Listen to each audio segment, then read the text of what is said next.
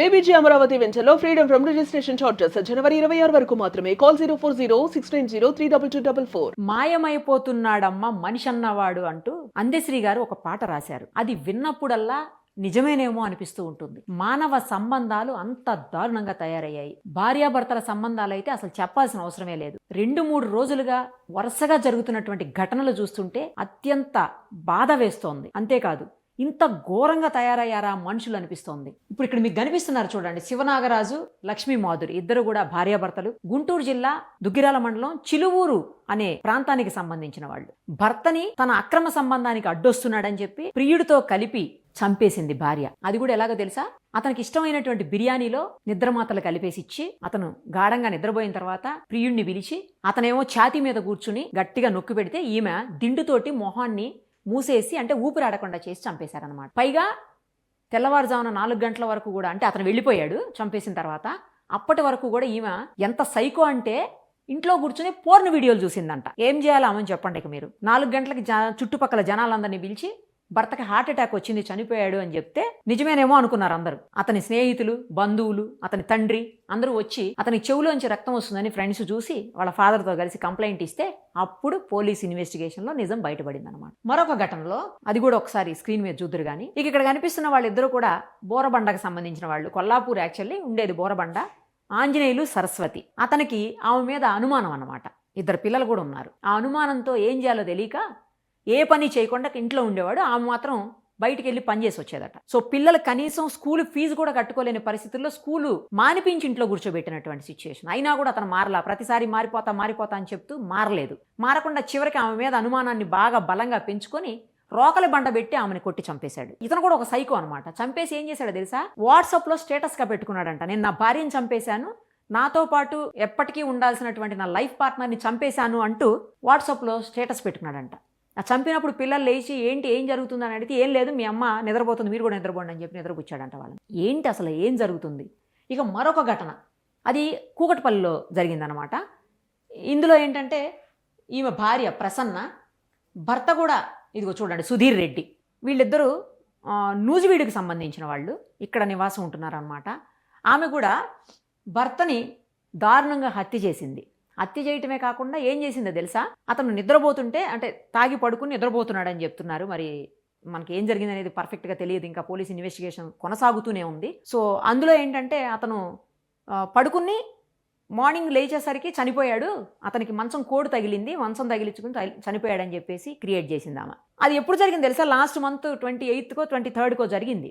Almost 20 days తర్వాత నిన్న post mortem report వచ్చింది. ఆ పోస్ట్ మార్టం రిపోర్ట్లో భార్యనే చున్నీతోటి గొంతు కట్టేసి చంపేసిందని చెప్పేసి, అంటే గొంతు నులిమి చున్నీతోటి బిగించి చంపేసిందని చెప్పేసి పోస్ట్ మార్టం రిపోర్ట్లో వచ్చింది. అతని తల్లిదండ్రులు అయితే, అతనికి తండ్రి లేడు, తల్లి అక్క అయితే దారుణాతి దారుణంగా ఏడుస్తున్నారు. అసలు ఇష్టం లేకపోతే వదిలేయొచ్చు కదా, ఎందుకు ఇంత ఘోరంగా అని ఆమె మీద అలిగేషన్స్ చెప్తున్నారు.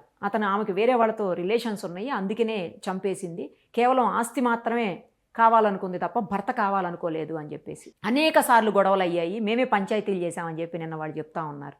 వాళ్ళ మదర్ చెప్తున్నారు, అతని మదర్. అసలు కంటికి మింటికి ఏకదాటిగా ఏడుస్తుంది ఆవిడైతే. ఎందుకు ఇంత దారుణంగా తయారయ్యారు? కలిసి జీవితాంతం నిండు 100 ఏళ్ళు ప్రశాంతంగా బతకాల్సినటువంటి భార్యాభర్తలు ఇంత ఘోరంగా, ఇంత దారుణంగా, ఇంత కిరాతకంగా ఎలా చంపేసుకుంటున్నారు ఒకరినొకరు? అసలు ఇష్టం లేకపోతే వదిలేయవచ్చు కదా, వదిలేసి ఎవరి దారిన వాళ్ళు పోతే అయిపోతుంది, ఎవరి దారిన వాళ్ళు బ్రతుకుతే సరిపోతుంది. కానీ చంపటం అనేది ఎంత దారుణం. ఒక మనిషిని చంపితే అతని కుటుంబ సభ్యులు లేకపోతే అతని పిల్లలు ఎంత నరకం అనుభవిస్తారు, ఎంత బాధపడతారు. తిరిగి రాదు కదా జీవితం ఒకసారి పోయిన తర్వాత. నిన్న వాళ్ళు ఏడుస్తూ ఇంటర్వ్యూ ఇస్తే చాలా బాధ అనిపించింది. సుధీర్ రెడ్డి తల్లి అక్క వాళ్ళిద్దరు చాలా, అంటే చాలా చూస్తుంటే ఘటనలు అసలు ఎక్కడికి పోతున్నాం, సమాజం ఎటుపోతుంది, మానవ విలువలు ఏమైపోతున్నాయి, మరి ఇంత ఘోరమైన విలువలా? మానవ సంబంధాలు ఏమవుతున్నాయి? కట్టుకున్న భార్య, కట్టుకున్న భర్త తన వాళ్ళందరినీ వదిలేసుకుని నీకోసం వచ్చిందే నీ ఇంటికి, తన వాళ్ళందరినీ కాదనుకుని నీకోసం వచ్చాడు కదా, నీతో ఉంటున్నాడు కదా, నీ భర్త కదా, నీ భార్య కదా, ఎందుకు ఇంత దారుణంగా ప్రవర్తిస్తున్నారు? ఇంత సైకోల్లాగా ప్రవర్తిస్తున్నారు. అసలు చంపేసి వీడియోస్ చూస్తూ కూర్చున్నదంటే ఏంటి, ఏమనుకోవాలి? ఒకడు చంపేసి స్టేటస్ పెట్టాడంటే ఏమనుకోవాలి? ఏమీ తెలియనట్టు చంపేసి నాటకాలు ఆడుతున్నారంటే ఏమనాలి? వీళ్ళను ఏం చెయ్యాలి? కఠినమైన శిక్షలు అమలు చెయ్యాలి. అది కూడా స్పీడీ జస్టిస్ జరగాలి, స్పీడీ ట్రయల్ జరగాలి. కోర్టులో ఉన్న కేసులు చాలా ఉన్నాయి, వేల కొద్దీ కేసెస్ పెండింగ్లో ఉన్నాయి, అందరికీ తెలిసిన విషయమే. స్టాఫ్ తక్కువ ఉన్నారు, కేసెస్ ఎక్కువ ఉన్నాయి. బట్ అయినప్పటికీ ఇలాంటి వాటిల్లో స్పెషల్ కోర్ట్స్లన్నా అరేంజ్ చేసి ఆ కోర్ట్స్లో స్పీడ్గా జస్టిస్ జరిగితే అప్పుడైనా ఇలాంటివి చేయకుండా ఉంటారేమో. వరుసగా 2 రోజుల్లో జరిగినటువంటి ఘటనలతో మనసున్న ప్రతి ఒక్కరూ కూడా కలత చెందేటువంటి విషయాలు ఇవి. దారుణమైనటువంటి విషయాలు, దారుణ ఘటనలు. మరి వీళ్ళకి మెంటల్ కండిషన్ ఎలా ఉందో కూడా ఆలోచించాల్సిన అవసరం ఉంది. నిజానికి ఇంత దారుణంగా, కిరాతకంగా, ఘోరంగా సొంత భర్తని, సొంత భార్యని చంపి పడేస్తున్నారంటే వీళ్ళ మానసిక పరిస్థితి ఏంటో. మరి వీళ్ళని అసలు ఫస్ట్ నాకు తెలిసి మానసిక వైద్యుల దగ్గరికి తీసుకెళ్లి చూపించాలి. ఘోరాతి ఘోరమైన ఘటనలు ఇవి చూసి పిల్లలు ఏమి నేర్చుకుంటారు? సొసైటీలో వాళ్ళ పిల్లలు కావచ్చు, వేరే పిల్లలు కావచ్చు, న్యూస్ బయటకు వస్తే ఏమి నేర్చుకుంటున్నారు, ఏం తెలుసుకుంటున్నారు? న్యూస్ అయితే బయటకు రాకుండా ఉండదు. మేము ఇచ్చినా ఇవ్వకపోయినా ఏదో రకంగా న్యూస్లు వస్తూనే ఉన్నాయి బయటకు. పోలీసుల నుంచైనా వస్తాయి, లేకపోతే మీడియా నుంచైనా వస్తాయి, లేకపోతే ఈ రోజంతా కూడా సోషల్ మీడియా ఉంది. సోషల్ మీడియాలో బయటకు వస్తాయి, ఎక్కువగా స్ప్రెడ్ అవుతాయి ఇప్పుడు. ఎందుకంటే టెక్నాలజీ అలా ఉంది కాబట్టి మొత్తం తెలుస్తుంది. తెలియకుండా అయితే దాచిపెట్టే పరిస్థితులు ఉండవు. కానీ వాటి బారిన పడకుండా, అలాంటి వాటి జోలికి వెళ్లకుండా ఏం చెయ్యాలి అనేది ప్రతి ఒక్కరూ ఆలోచించాలి. ఒక్క మీడియానే కాదు, ఒక్క పోలీసులే కాదు, ఒక్క సమాజమే కాదు, అందరూ కలిసికట్టుగా ఆలోచించి ఇలాంటివి జరగకుండా, అంటే ఇంత ఘోరమైన ఘటనలు జరగకుండా ఏం చెయ్యాలి అనేది డిస్కషన్ నడవాలి. లేకపోతే రాబోయే తరాలు ఏమైపోతాయో అనే భయం వేస్తోంది చూస్తుంటే. సుమన్ టీవీలో మీ పర్సనల్ అండ్ బిజినెస్ ప్రమోషన్స్ కోసం కింది నెంబర్కి కాంటాక్ట్ చేయండి.